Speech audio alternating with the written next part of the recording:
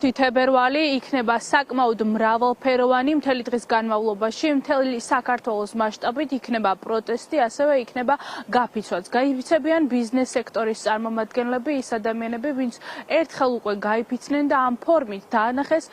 მთელს ცივილიზებულ სამყაროს, რომ საქართველოს მოქალაქეები კვლავ არიან პროტესტის ეპიცენტრში და კვლავ დგანან ერთად მთავარი მიზნის გარშემო, ეს არის ხელახალი არჩევნები და უკანონო დაპატიმრებული ახალგაზრდები განთავისუფლება. დღის განმავლობაში იქნება გაფიცვა, ამის შემდეგ დაანონსებულია რამდენიმე მსვლელობა გმირთა მემორიალთან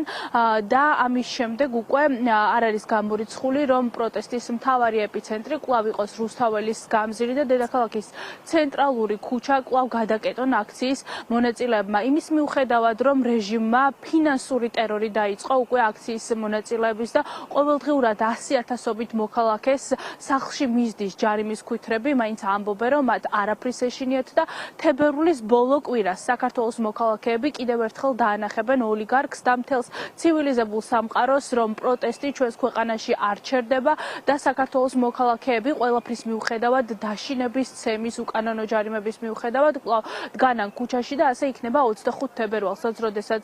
დღის პირველ ნახევარში დაიწყება გაფიცვა, ამის შემდეგ კი უკვე შეკრება და რამდენიმე მარში, ბოლოს კი ეს ყველა მარში გმირთა მემორიალთან გაერთიანდება და იქნება კიდევ მსვლელობა.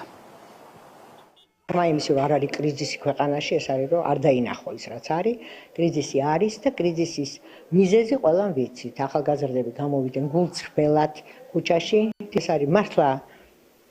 გულანთებული თავის ქვეყნის გულშემატკივარი თაობა, წარმოუდგენელი ჯარიმებია, ხო? ეს რაღაცა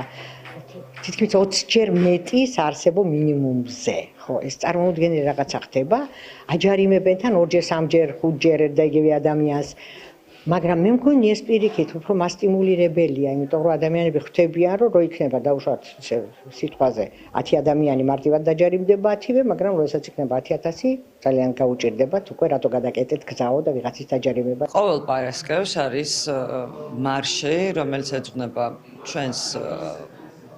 უკანონოდ დაჭერილ ტყვეებს და ძალიან მნიშვნელოვანია იმ მხრივ, რომ ადამიანები აი 4 კედელიდან, სადაც არიან გამოკეტილები, იქიდანაც კი იბრძვიან, უფლება არ გვაქვს, რომ ეს ადამიანები შევატოვოთ რეჟიმს და მინიმუმ არ დავანახოთ ჩვენი სიძლიერე, ჩვენი ერთობა და ის მუხტი, რომ ჩვენ მათთვის აუცილებლად გავაგრძელებთ ბრძოლას და პროცესში ვართ, ვიბრძვით დღეს, ახლა ხვალ და ნებისმიერ დღეს, იმიტომ რომ სანამ მათ არ დავიხსნით ამ ტყვეობიდან, ჩვენ უბრალოდ მორალური უფლება არ გვაქვს, რომ გავჩერდეთ. ყველა ის მომენტი, როცა ხედავენ პატიმრები, ჩვენ როგორ ვდგავართ გარეთ და როგორ ვიბრძვით მათ ადგილს და მათ რაღაც 1 კვადრატულ მეტრსაც ვავსებთ, მათთვის ეს არის კიდევ ერთი დღე, როცა ისინი უძლებენ ამ უსამართლო პატიმრობას. 25 თებერვალი არის ძალიან ცუდი თარიღი. პარალელებს ისეთ ხედავთ დღეს ბიძინა ივანიშვილს და სტალინს და კამოს და ორჯონიკიძეს შორის, რომ შეუძლებელია, რომ 25 თებერვალს არ ქონდეს სიმბოლური დატვირთვა და შეუძლებელია, რომ ამ დღეს პროტესტი არ იყოს განსაკუთრებით ხმამაღალი. 25 თებერვალს ხალხის გვერდით იქნება ქვეყნის ლეგიტიმური პრეზიდენტი სალომე ზურაბიშვილმა სოციალურ ქსელში დაწერა, რომ 25-ში ყველა უნდა იყოს აქციაზე, ასე რომ სამშაბათს დღის განმავლობაში იქნება პროტესტი, ამის შემდეგ კი საღამოს 8 საათიდან გმირთა მემორიალთან ელოდებიან ყველას, ვინც ფიქრობს, რომ ხელახალი არჩევნები არის ქვეყანაში ჩასატარებელი და ასევე უნდა იხსნან ამ ადამიანებმა უკანონო დაპატიმრებული ახალგაზრდები, ვინც რეჟიმმა სამიზნეში ამოიღო და მრავალწლიან პატიმრობაში გაუშვა. მადლობა მარიამ, პირდაპირ ეთერში